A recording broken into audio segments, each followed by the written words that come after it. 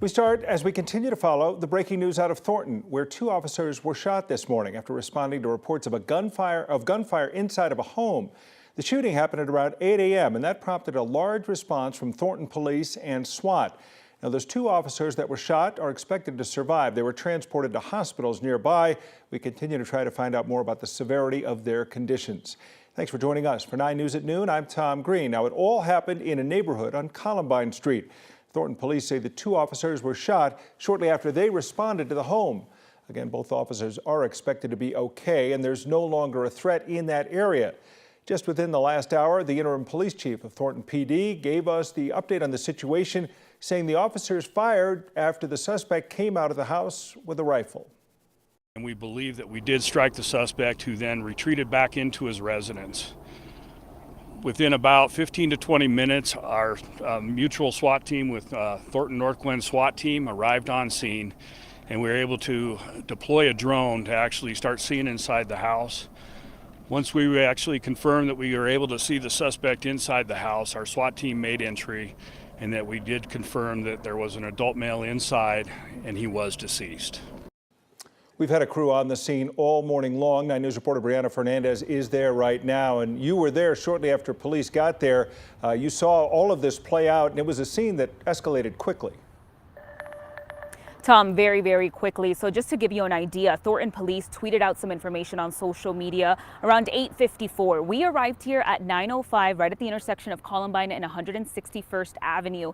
We were talking to neighbors. My photojournalist, Joe Swanson, he was gathering some footage. We were just trying to gather more information for you guys on air and as well as online. But that's when we started to hear gunshots. Now, we did capture everything that unfolded and how things escalated so quickly. So we do want to show you that unedited video, and we have blurred out the officers' faces as well as bleeped out some curse words. Take a listen.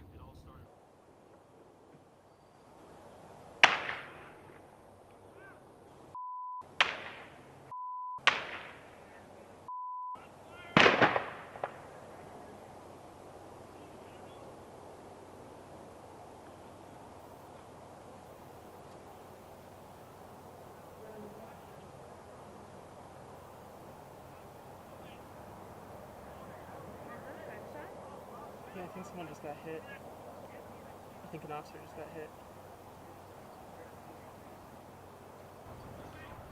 You guys can see it escalated very quickly. We saw those shots fired. We saw the officers that got shot get into an ambulance and also receive that medic help that they needed, and we know that they were taken to the hospital. Now, Tom, 3 hours later, we're still seeing a very active scene. Over my shoulder, you are seeing that crime scene tape. You're seeing Thornton police at the intersection of 161st and Columbine. Tom, still a lot of unanswered questions. Hopefully we get more information from Thornton police. For now, I'm live in Thornton. Brianna Fernandez for 9 News. All right, Brianna, a very busy situation and area to avoid nonetheless, even though that situation itself seems to be wrapping up. Thanks, Brianna. 9 News did get a chance to speak with a person who lives next door to where the scene unfolded. He didn't want to be identified, but he said he thought he heard the gunshots again at around 8 a.m. Shortly after is when police started to show up. Definitely scary. Feels like a movie scene that's happening. We had a couple of policemen with rifles and snipers knock on our door to see if they have vantage point and whatnot. So all that is something I've never experienced. The man said he didn't know his neighbor well. In his time living there, he tells us he's never seen police at the house before, never had any issues with them. As we mentioned earlier, the officers involved in the shooting are expected to be okay. They did go to the hospital to be treated for their injuries, and 9 News reporter Kevin Vaughn is live at Good Samaritan Hospital right now. Kevin has the latest on what we do know. Kevin? Tom, this hospital is about 10 miles straight west of that scene where Brianna has been all morning. When we got here, there was a large police presence, a number of cars. There were a dozen or so uniformed officers in the area of the emergency room. We've seen a number of them leave. It's significantly less busy than it was. We have seen detectives arrive, people we assume are detectives that are in plain clothes, clearly police officers. We have not gotten an update on these officers' condition here at the hospital. However, I just can tell you that the activity level now is a lot less than it was a few hours ago when we first got here. Tom? All right, we'll continue to keep an eye on that. Kevin Vaughn reporting at Good Samaritan. Thanks. Well, we turn now to Florida, where this afternoon people are preparing for yet another hurricane to hit their state. Milton now heading towards Florida's Gulf Coast. It is presently a Category 4 storm. More than 20 million people across that state are under hurricane and tropical storm alerts. This morning, Florida's Governor Ron DeSantis addressed Floridians who are waiting for Milton to arrive, saying the impact is expected to be catastrophic. While there is the hope that it will weaken more before landfall, there is high confidence that this hurricane is going to pack a major punch and do an awful lot of damage.